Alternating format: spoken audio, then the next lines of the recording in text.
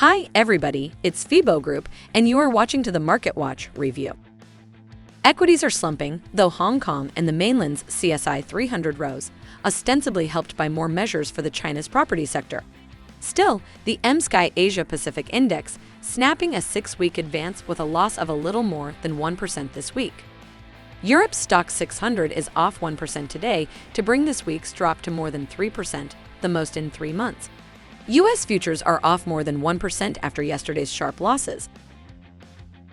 In a relatively calm foreign exchange market, the dollar is mostly higher. The yen is bucking the move and recovering about 0.4%. After plunging $30.5 yesterday, gold has stabilized ahead of the 20-day moving average. Demand concerns are weighing on oil prices, and January WTI is off 2.6% after falling 1.1% yesterday. Asian Pacific market. Japan's flash December PMI composite survey ticked up to 50.0 after dipping to 48.9 in November, which was its lowest since February. It finished last year at 52.5. Australia flash December composite PMI slumped to 47.3 from 48.0. It is the third month below the 50 boom and bust level and the lowest since the start of the year. It was at 54.9 a year ago. Unlike Japan, Australia's manufacturing sector activity is growing, albeit slowly. The surge in European rates seemed to weigh on the yen yesterday. After yesterday's fireworks, the dollar is consolidating in a 1 yen range above JPY 136.85. Yesterday's Australian dollar drop took it to a 6-day low slightly above $0.6675. It rose to about 0.6735 today before new sellers emerge. Market of Europe.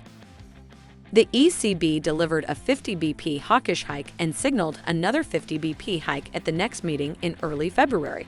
ECB President Lagarde reiterated the statement's pledge of significant and steady moves going forward and declared that the smaller hike was no pivot.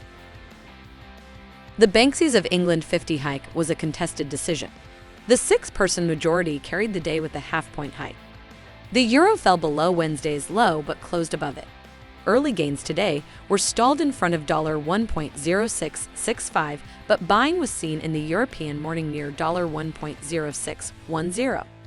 Sterling traded below its 20-day moving average today for the first time since November 10. Market of America. The U.S. reported a dismal combination of data yesterday, pointing to a serious loss of economic momentum. Retail sales in November tumbled by 0.6%, 3 times more than the median forecast in Bloomberg's survey and the biggest loss decline of the year. The core measure, which feeds into GDP models, fell by 0.2% instead of increasing by 0.1% as the median forecast. The greenback is edging above yesterday's high against the Canadian dollar and traded around CAD 1.3680 in the European morning.